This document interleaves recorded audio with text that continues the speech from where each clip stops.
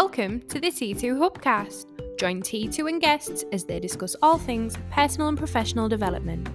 The T2 Hubcast, brought to you by the People Performance People.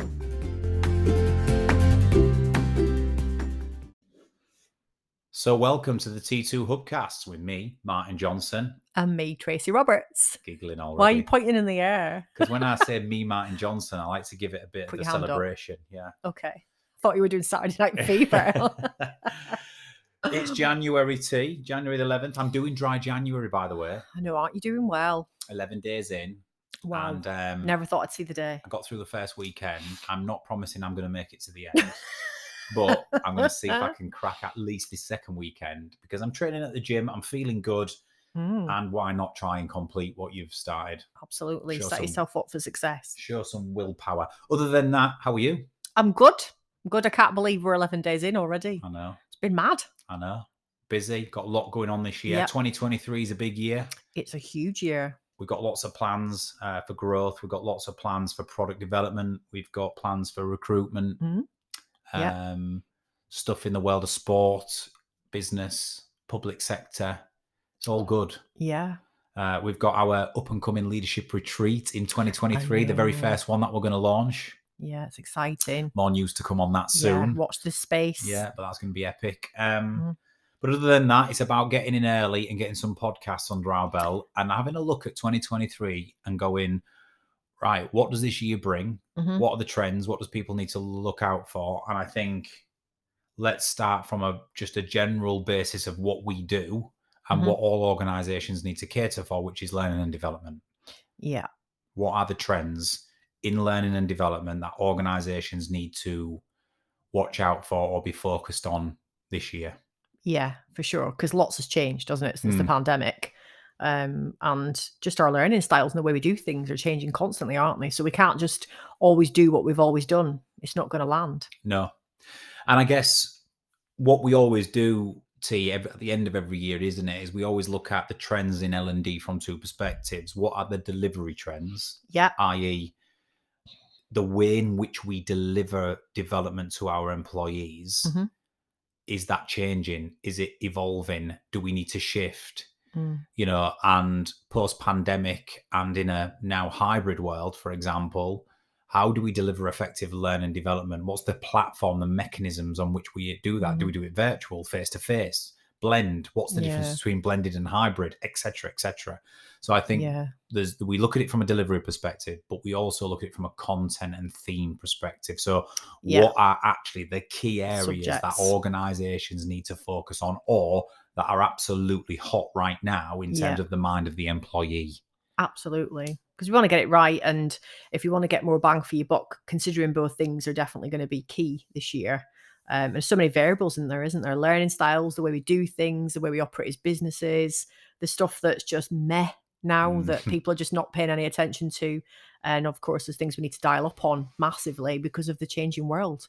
Well, what's interesting is the top 5 content areas that we're going to go through today, they don't always change massively. Sometimes they interchange and one becomes more hot than the others. But this year, there is a couple of emerging areas that, as a result of what's gone before, a couple of areas that really, I think, organizations need to focus on. But content is important and delivery is everything, as we always say. So you've got to split the two. And if you're going to deliver effective learning development programs, whether it's internally through your own team or whether it's through a partner like us here at T2, what are the fundamentals that you need to be looking at in order to do that effectively? Sure. So should we start with delivery? Yeah, let's look at that. It's the stuff we know quite a lot about, right? Okay.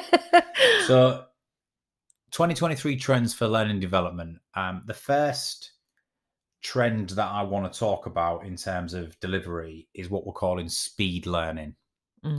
Now, it's evolved more and more over the years, but it's more apparent than ever now that people want to know the answer now. Yeah, I want to click a button. Yeah. It's there, don't they? Yeah. And it's like, gone are the days where you go on a year's course. Well, not gone are the days because they still exist, but where you go on a year's course and all the rest of it. Nowadays, we're used to being able to access new information in an instant.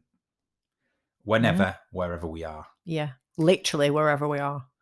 So it's like if you think about it, if you want if you're watching a Netflix series and you want to find out the name of the actor, you Google it. Oh, we do it all the time, don't we? Like 10 minutes in, you're like, oh, I've seen this guy somewhere else. Or you watch The Crown and you go, is that actually factually correct? Shall I check this out on Wikipedia? And before you know it, you're reading out in the middle of the film the entire history of that actor, what they've been in, where they was born, who they're married to, and your partner's going, will you just shut up? There's always one of you that's that person, isn't there? Yeah, that's me, by the way. Or if you want to know the phone number for somewhere, you Google it. Or the postcode, you Google it. You know, we're used to finding the answers to information incredibly quickly. Instantaneous gratification, that's what we want. And so why is the L&D world in the corporate world should be any different? You know, do I have to go always on a 6-7 hour course to get the answer to a question that I might need? No, you don't, is what the trends are telling us. You can know the top line stuff, right? You can go, right, what do I need to know right now? And then I can deep dive it later. Yeah, and so having access to real-time content or answers to questions via either technology or whatever it may be is incredibly important. What we also know in this is that the nature of the content needs to be instantaneous. So if it's a written answer, I need a couple of lines. I need the answer. I don't want to read 3 pages. No. If it's a video, I want it to be 60 seconds, a TikTok or a 60-second excerpt from a longer video that gives me a power suggestion or answer to a question. Yeah. Because we're getting more and more generally impatient because we're so used to being able to find an answer to a solution incredibly quickly. Speed learning, the delivery of speed learning in your organization, whether it's through your intranet, whether it's through a learning platform, an LMS system, whether it's through a directory, whatever it is, right? A SharePoint server, you need to be able to have somewhere a library, a platform where people can speed learn and find the answers to questions operationally, culturally, whatever it might be, instantly. And have options, because we all know that's probably where it starts, because quite a lot of time when you want to learn something, it's because something's going on. So you go, crap, I need to go find something out about that. You click a link, you'll get the short version in the 60-second video. And usually there's something there in bold that you can click on. And if you want to know more detail, you can go there later, right? So it's quite important to remember that everyone's learning style is different. The other thing about speed learning is that it can be short bursts over long periods of time. So for some people, it's a bit like having flashcards, isn't it? It's quite repetitive, but you'll go back to it, several times. And as a consequence of that, you'll take the information in quicker because actually you're not trying to cram it in your brain as quickly. And also, if you sit on and there's values to both, we're not saying there isn't, but if you sit on a 6-hour course, there's a lot of information and you come away, and the danger is that you come away with that much that you don't retain anything. Whereas if you get the answer to one thing that you're having to tackle in the moment, and then you go and apply real-time it, learning, it's going to stay with you. It's going to sit in your computer, in your brain, and then that's something that you've learned on how to deal with a certain situation. You're more likely to retain it. Yeah, for sure. So speed learning is the first trend of L&D. It's been it's risen over the last probably 4 or 5 years as LMSs and platforms and platforms like YouTube and Google and Facebook and all these instant gratification, instant answer technologies have come to fruition. But more than ever now, it's seriously coming out in the research that people's patience is waning, and it's like, right, if I've got a dilemma, let me go somewhere to get the answer. And that's the best way. It's just making it credible, isn't it? So not relying on Wikipedia for information on. Really important point you made before we move on to the next one. Yeah. It's got to be credible, though. Reference it, and make sure it's correct. And that's the $50 million question. Yeah. Number 2, personalized learning. I need my own learner journey. So when it comes to our learning development, everybody has different needs, of course. Yeah. One person may need help with managing different mindset types. The others may need personal coaching, skill sets, whatever it might be. So what they're saying is, I'm really happy to go through a learning program as a group. Certainly if it's a like-minded group that are all doing the same job or need the same skill set. But I really flourish when I've got my own individual personalized learning journey. And that's not just individual development plans with your manager around your organization. That's actually in terms of my ongoing development, whether it's leadership development. So I can go on a leadership course with a lot of other people and we'll all pick different things from it. But why not have my own personalized leadership development journey as well, which is absolutely tailored and designed around me. So I think this is coming to fruition a little bit more now. Personalized learning journeys. Yeah, it just needs to feel personal. Like you say, it can be on I guess it's a bit like the way we see things. It's like, you go on a generic course and there'll be parts of that you're already an expert on, some of it that you need to dip into, but it will link to something you're going to talk about in a bit, actually. But what can you then tap into afterwards if you want to look at things differently, or deep dive something a bit more, or feel like there's a next level, even though maybe you're not ready for it right now? It's just being able to map it out and have something to aim for, isn't it, as well? Absolutely. So as well as speed learning, I need a personalized learning experience as well. Number 3, resources, not just courses. And this is not doing traditional learning development a disservice, because the bulk of still what we do today, across the world and the industry is very much group learning and very much classroom and very much lots of interactive stuff. We blend it, as we'll come to, with other stuff. But what they're saying is that in isolation is not enough. It's fantastic, and it's you can't ever take that away from us, but give me some other resources when I return back to my organization to help embed those learnings. Yeah, you've got to bring it to life somehow. It could be visuals. Give me some visual representation of what I've learned, a reminder, or give me some tools that I can, refer back to when I'm in the moment to go, yes, that's how I deal with this situation. Infographics, little reminder, bullet points in booklets. Sometimes it's scenarios to run through when you leave a business as well. Leave the course to go back into the business. Just quick fire things that you can grab and go, right, I can refresh myself on that. Well, or I can put it in look at place. the thing you put under my nose 2 weeks ago, the app. Yeah. So T was researching with a company this app that when you go and do your course with us, say you do internal leadership or leading yourself, you learn loads about yourself, blah, blah, blah. Then you go back to the organization, and there was this app where you can program what they learn on the course into the app. And it's like a series of challenges and questions where it's really cool, where you can only progress in the app if you get the question right. And it's almost like it's a bit of fun and it's gamification, but it allows me to see pathways and different scenarios that I'm going to be presented with. And it's just helping me embed the learnings in real time. And I thought that was a really cool thing. And there's loads of technologies and loads of gamification type stuff that's out there right now that you can give to your learners as resources, which are going to help embed the courses and not replace them. That's what we're not saying here. Neither replace each other. You've got to be wrapped round. Yes. That's what we think, pre, during, and post. And that actually links back to your speed learning a little bit as well. It does, yeah. Yeah. And it's, it's not saying resources, not courses. It says resources, not just courses. Yeah. And we talk a lot to our clients about this. This is why the partnership program exists, because, we've got to be able to offer more than just the experience on the day. Absolutely. Wrap round care. Number 4, the 4th trend of delivery, mobile learning. So again, some of these are intrinsically linked, but allow me to learn on the go. Learning shouldn't be limited to one dedicated place. Advances in technology and the development of various apps and programs means that we can now access learning resources on the go via mobile phones, tablets, and laptops. So it's removing the barriers, isn't it? Yes. And I guess what this means is, and there is a difference, because we know building our own T2 hub is mobile is different to desktop. Yeah. It's not always compatible and they're not always optimal. So how do you give me access to something that is really optimal for mobile that I can access on the go anywhere in the world? Mobile learning is incredibly important. No excuses then, is there, to not have that ability to dip back in and learn? And if you are someone who likes to do it short and often, or space learning or something similar, then it just gives you an opportunity when you're in traveling. On the train's a great example. I'm always learning when I'm traveling because there's not really a lot else I can do. So I can be literally doing it then and not feeling like I'm wasting my time.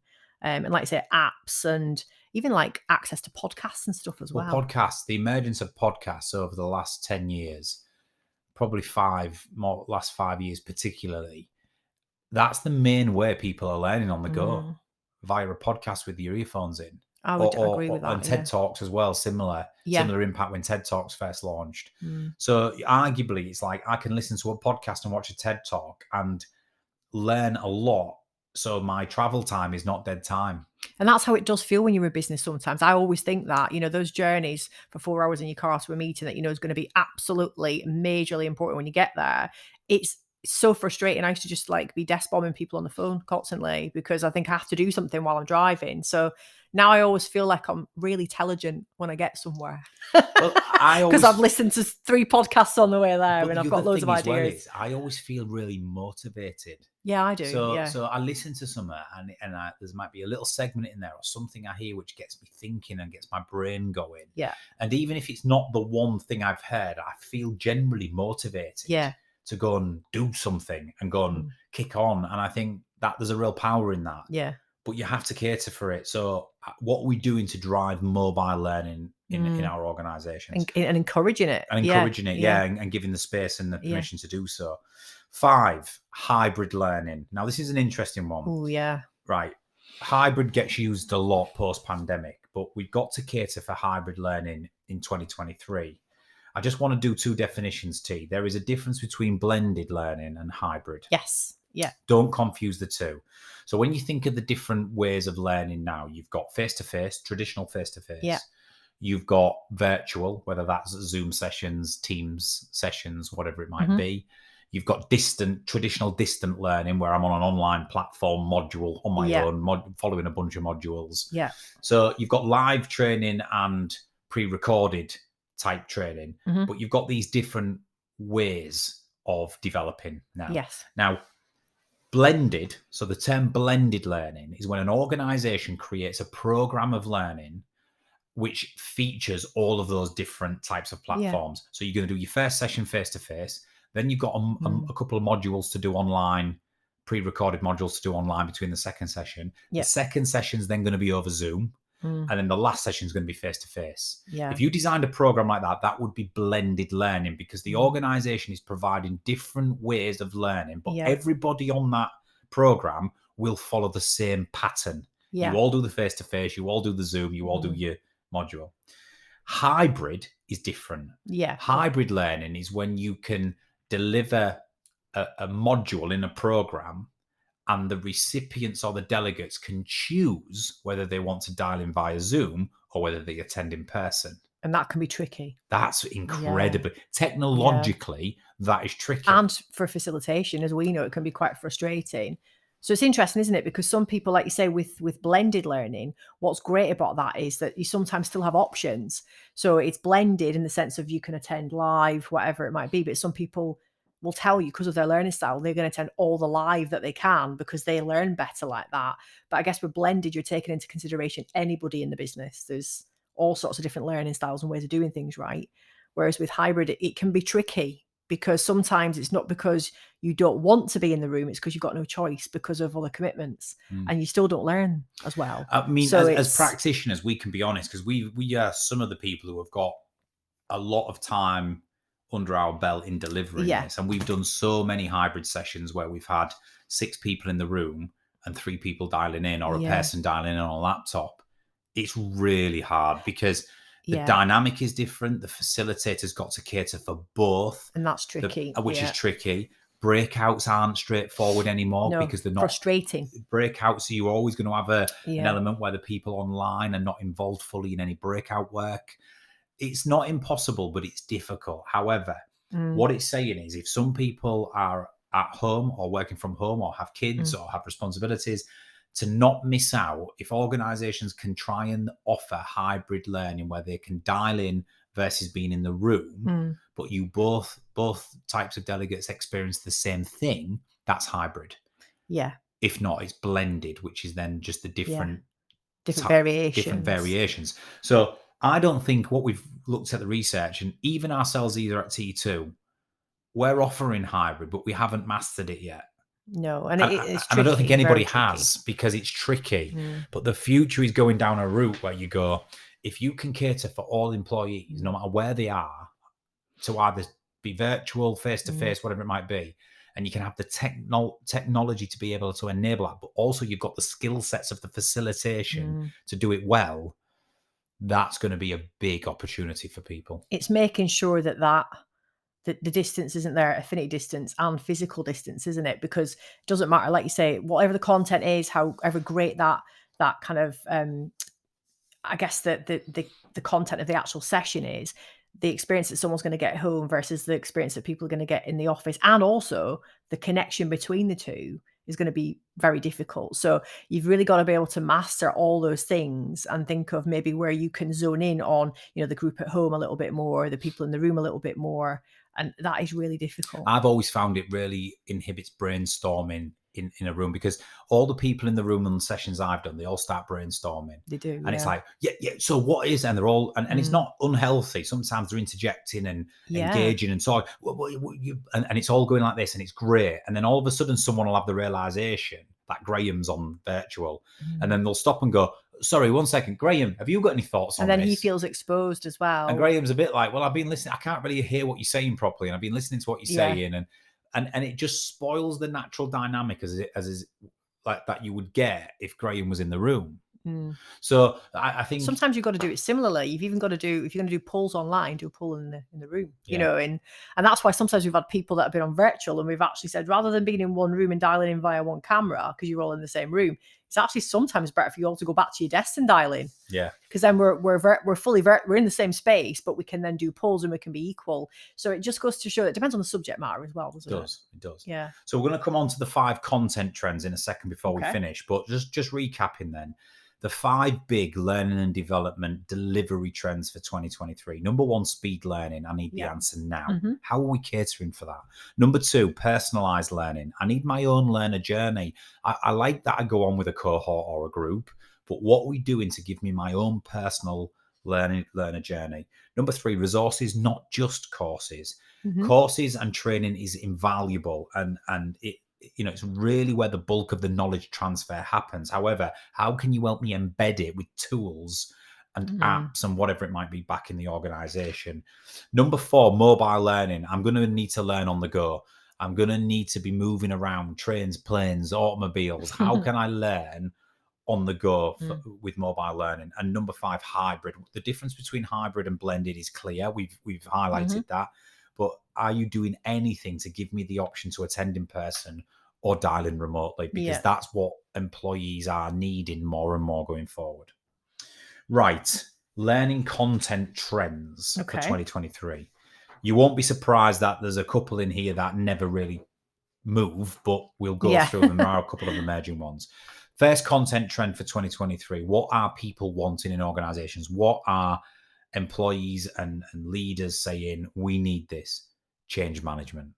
Now, we know this, don't we? It's no surprise, is it? That's the first one, given COVID has created an awful lot of change, as has things like Brexit, has things like the cost of living crisis, recession, uncertainty. There's a lot of change happening in organizations right now. Not many leaders are well equipped to deal with it. We've seen our Leading Through Change program become more popular over the last 12 months than ever, because people are genuinely saying our leaders don't know how to lead through change, or what change is, how people respond to change, how do we navigate through that.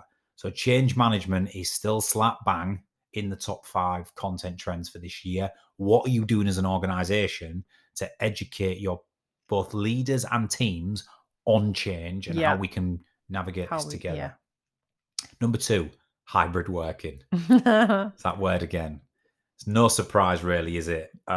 We've just talked about the difference, but what we're talking about here is not delivering hybrid training. We're talking about remote working versus on-premise versus hybrid.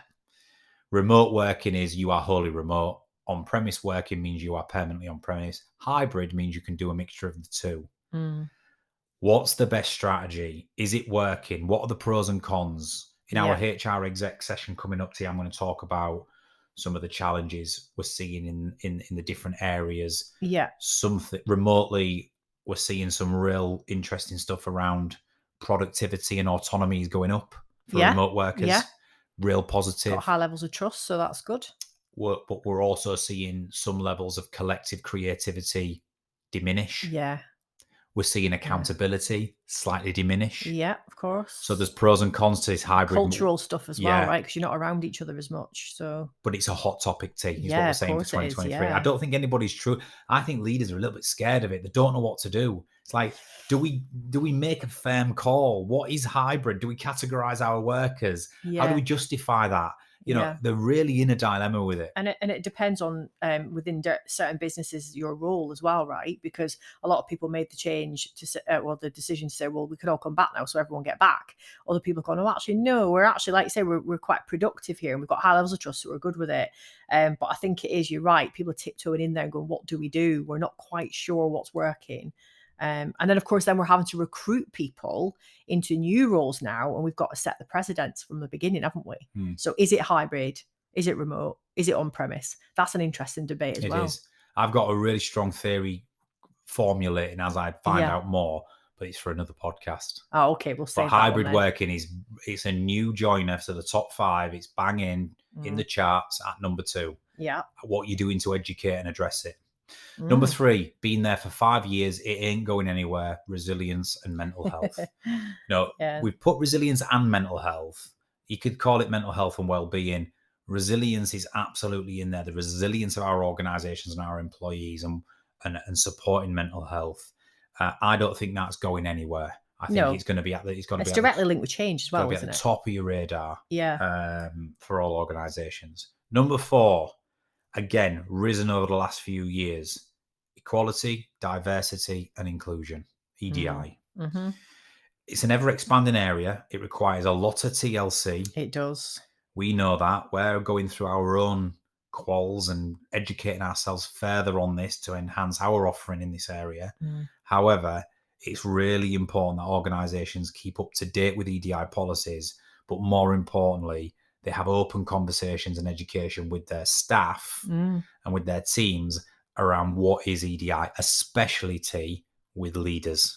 Yeah, for sure. And what's right in their organisation and calling out the stuff that isn't right.